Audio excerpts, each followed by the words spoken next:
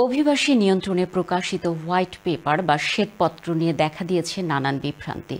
শ্বেতপত্রে বলা হয়েছে work permit ভিসায় কড়াকড়ি, বিদেশি স্টুডেন্ট আসার ক্ষেত্রে নিয়ম নীতির এবং ভাষাগত দক্ষতার পরিমাপ বাড়ানো হবে। এছাড়া রয়েছে ব্রিটেনে স্থায়ী সময় 10 বছর করার বিষয়টি।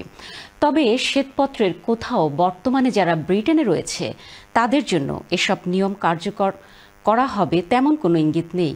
কিন্তু হোম সেক্রেটারি বলেছেন যারা আগে ব্রিটেনে রয়েছেন তাদেরকেও এর আওতায় আনা হবে।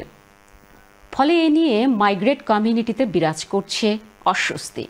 বিস্তারিত দেখা যাক মিল্টন রহমানের রিপোর্ট থেকে। ক্যামেরায় ছিলেন রেজাউল করিম মৃধা। এ মুহূর্তে অভিবাসীদের প্রধান আলোচনার বিষয় লেবার সরকারের শ্বেতপত্র। সরকার চায় ব্রিটেনে অভিবাসী আসার লাগাম টেনে ধরতে। ব্রিটিশ সরকারের এমন পরিকল্পনা নতুন নয়। সেই 1965 সাল থেকে বহুবার এ বিষয়ে নীতিমালা করেছে সরকার। তবে এবারে শ্বেতপত্রে বর্ণিত বিষয়গুলো কিছুটা ভিন্ন। বর্তমান যে settlement period 5 years, specially skill ওয়ার্কারদের যে সেটেলমেন্ট পিরিয়ড, যে 5 ইয়ার্স পর তারা সেটেল হতে পারবে, তারা সিটিজেনশিপ যেতে পারবে, এবং এটিকে গভর্নমেন্টের ঘোষণার মধ্যে এটাকে ডবল করা হচ্ছে। সেটেলমেন্ট যদি একটা স্কিল ওয়ার্কার যদি করতে হয় তাহলে সেই সেটেলমেন্ট পিরিয়ড এখন 5 ইয়ার্সের পরিবর্তে 10 ইয়ার্স করবে। এখানে শেষ নয় প্রশ্ন, ওয়ার্ক পারমিট ভিসা বা অন্য কোনো বৈধ উপায়ে যারা ব্রিটেনে অবস্থান করছেন তারা নতুন নিয়মের আওতায় পড়বে কিনা, এ নিয়ে তৈরি হয়েছে বিভ্রান্তি। হোয়াইট পেপার যদি পড়লে দেখা যাবে এখানে স্পেসিফিক্যালি প্রাইম মিনিস্টার কিন্তু বলে নাই যে এটা কাদের ক্ষেত্রে প্রযোজ্য, অর্থাৎ যারা এক্সিস্টিং মাইগ্রেন্ট, যারা অলরেডি ওয়ার্ক রুটে আছে, এটা কি তাদের জন্য প্রযোজ্য হবে কি হবে না।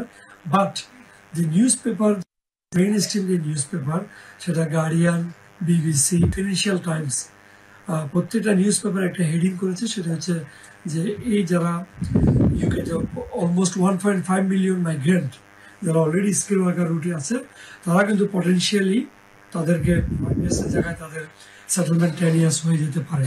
শ্বেতপত্রে না থাকলেও হোম সেক্রেটারি বলেছেন যারা ব্রিটেনে অবস্থান করছেন তাদেরকেও এর আওতায় আনা হবে, যদিও সরকারের এই সিদ্ধান্ত আইনি বাধায় পড়বে বলে মনে করেন এই আইনজীবী।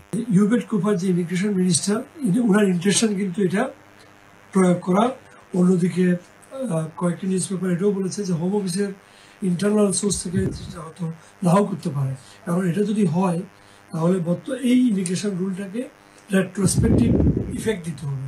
এ নিয়ে চরম অস্বস্তিতে আছেন আইএলআর প্রত্যাশীরা। ডেফিনেটলি আমাদের জন্য ডিসঅ্যাপয়েন্টেড, কারণ এখানে যখন আমরা আসছি ওয়ার্ক পারমিটে, তখন আমরা এটা জেনে আসছি যে এখানে 5 বছর পর I will get indefinite leave to remain like ILR.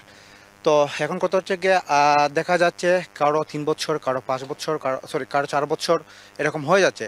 তো আমার বাকি আছে 1 বছর। 1 বছরের ভিতরে যদি এই আইনটা পাস হয়ে যায়, দেখা যাচ্ছে যে আমিও 10 বছরের রুটে আমিও চলে যাব। হোম অফিস 2006 সালে এমন একটি নীতি বাস্তবায়ন করতে গিয়ে আইনি বাধার মুখে পড়ে।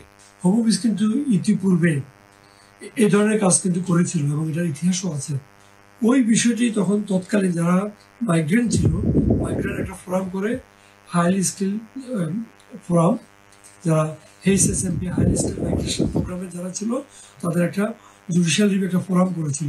ফোরাম করে গভর্নমেন্টের সেই চ্যালেঞ্জকে, ডিসিশনকে তারা চ্যালেঞ্জ করেছিল, এবং সেটি রায় হয়েছিল সম্ভবত 2009 এপ্রিলে। ওই জুডিশিয়াল রিভিউতে হেরে গিয়েছিল।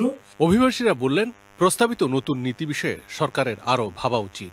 যারা বাংলাদেশ থেকে বা এশিয়ার ভিন্ন দেশ থেকে এই দেশে আসে, এদেশের ইকোনমিক্স, অর্থনীতিতে ওরা অবশ্যই সহযোগী হিসেবে কাজ করছে। তো আমি ব্রিটিশ সরকারের প্রতি উদারতা আহ্বান জানাই এই ডিসিশনটাকে পূর্ণ বিবেচনা করার জন্য।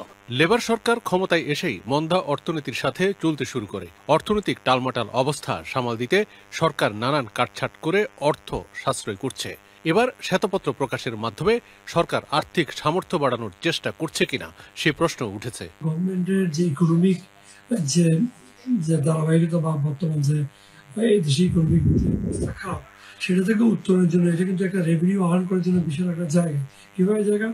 এই মাইগ্রেন্ট থাকে তাহলে 10 ইয়ার্স সে ট্যাক্স দিবে, শুধু দিয়েই যাবে, কিন্তু কোনো ধরনের বেনিফিট সিস্টেম কিন্তু 5 ইয়ার্স ব্লক হয়ে গেল। প্লাস ওই মাইগ্রেন্ট ওখানে ইনকাম করে ট্যাক্স দিবে এবং প্রতি 2 বছর 2.5 বছর পরে সেগুলো আবার অ্যাপ্লিকেশন করবে, হোম অফিসকে এনএসএস ফি দিবে, অ্যাপ্লিকেশন ফি দিবে। বিশেষজ্ঞরা বলছেন, বিদেশি স্টুডেন্টদের আশায় কড়াকড়ি সহ ইমিগ্রেশনের আইন কঠোর করতেই পারে সরকার। তবে এতে করে ব্রিটেনের শিক্ষা খাত এবং শ্রমবাজারে বিরূপ প্রভাব পড়বে কিনা তাও লেবার সরকারের ভাবা উচিত। Milton Rahman, channel S, London.